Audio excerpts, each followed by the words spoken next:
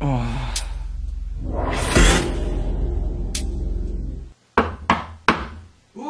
J'arrive. Ah, génial, vous êtes là. T'es injoignable depuis la rétrospective des 1 an, FDP. Qu'est-ce qui s'est passé? Je sais pas, c'est le blackout. Ah bah tiens. Quel scénario moisi! Et sinon, il s'est passé quoi depuis novembre? Beaucoup de choses. Comme quoi? Alors... Voilà, en gros. Waouh. On remet le contact? Ouais. Ouais.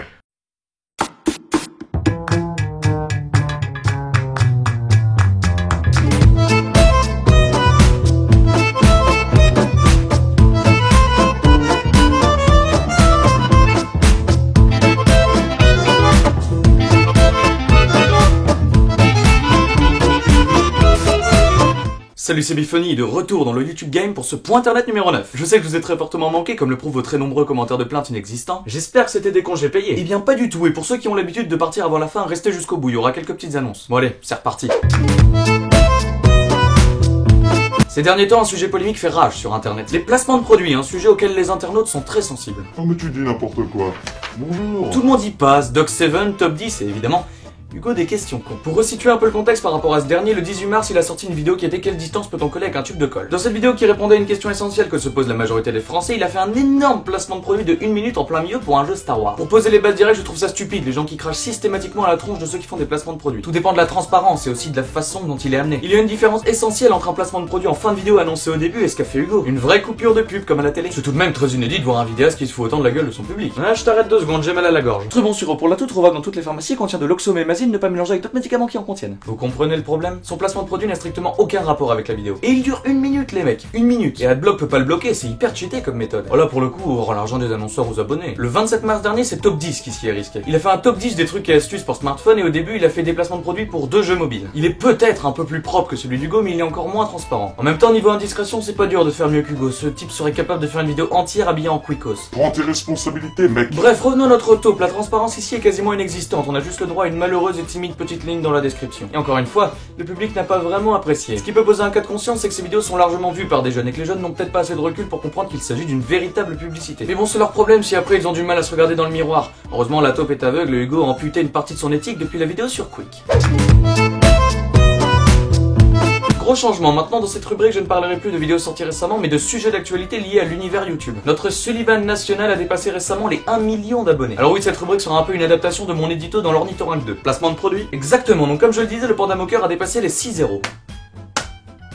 Bravo. Non vraiment bravo, j'ignorais qu'un contenu qui présentait un aussi abyssal manque d'intérêt pouvait arriver au sommet. Mais bon, je vais pas m'attarder longuement sur Sullivan pour résumer ce que je pense, j'ai pas grand chose contre toi. Je peux juste pas supporter tes mimiques et je trouve que tes vidéos sont pas très originales et que de surcroît, elles sont plutôt bâclées. En réalité, tu n'as fait de mal à personne, mais j'ai un ami qui risque d'être plus catégorique. You catch on quick, as expected. Par contre, t'es une véritable divinité pour tes fans. Non mais c'est vrai, tu peux tweeter n'importe quoi, ils seront au garde à vous. Une fois, je me souviens, tu avais tweeté juste un emoji fruit. Et tu avais eu... Mais déjà pourquoi? Ah bah t'as qu'à poser cette question pour sa 57ème FAQ. Un emoji fruit, les mecs. Enfin bref. Et tu avais eu 1500 RT et 4500 likes. J'attends des explications. Je pense que même ces 6000 personnes ne savent pas vraiment pourquoi. Il est évident que ces gens ne te suivent pas pour ton talent de vidéaste. C'est comme si on suivait Antoine Daniel pour sa régularité. Je pense qu'on peut tirer une très sérieuse conclusion pour les filles de 12 ans qui te suivent, tu es un véritable sex symbole. Parce qu'aucun être humain qui a un cerveau qui fonctionne normalement ne dirait tiens, une chaîne avec des podcasts quasi improvisés, des FAQ et des vlogs.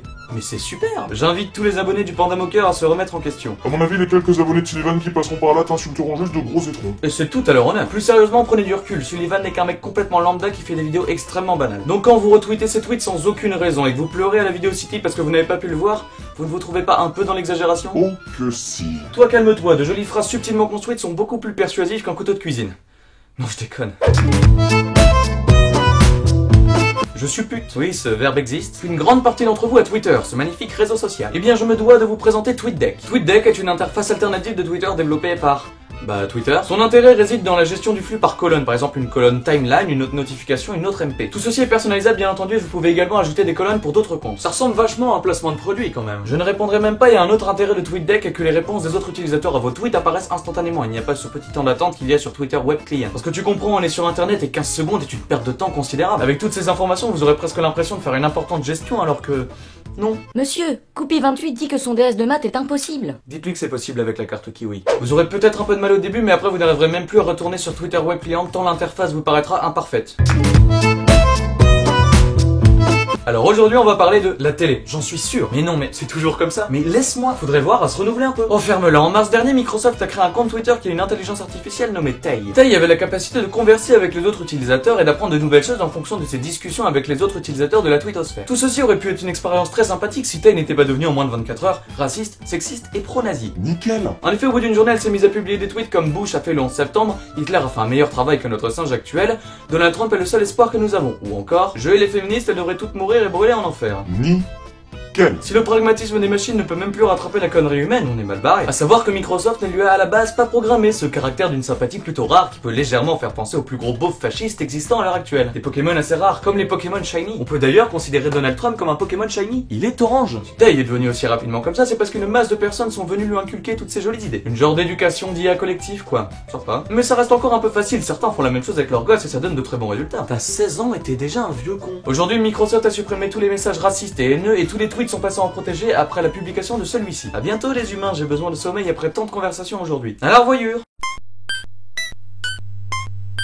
Il s'agit d'un chasseur qui s'est égaré dans la forêt. Cependant, il fait déjà nuit depuis un petit bout de temps, il est totalement incapable de retrouver sa voiture. Il finit par tomber sur une petite cabane et il décide de s'y arrêter pour y passer la nuit. Il rentre à l'intérieur, s'installe sur le lit d'une place en se disant qu'il s'expliquera au propriétaire le lendemain matin. Il est plutôt confortablement installé, mais la présence de tableaux représentant des visages malsains avec énormément de détails le perturbe un peu. Il arrive tout de même à s'endormir, mais le matin, à son réveil, il constate que la cabane ne contient aucun tableau, mais que des fenêtres. Un grand classique. Je vous laisse dans la description un petit sondage. Est-ce que vous voulez conserver la rubrique Creepypasta ou la changer par une autre rubrique? J'aimerais bien connaître votre attachement par rapport à cette rubrique. Est-ce que pour vous ça fait trop partie de l'identité du point internet pour être supprimé, etc., etc. Et évidemment, je tiendrai compte des résultats. Donc voilà, cet épisode du point internet est terminé, donc vous pouvez me suivre sur Twitter. Ah, oui d'ailleurs, nous aussi maintenant on a un compte Twitter. Les liens sont dans la description. Ouais. Donc vous pouvez liker, vous abonner ou même partager la vidéo. Bye.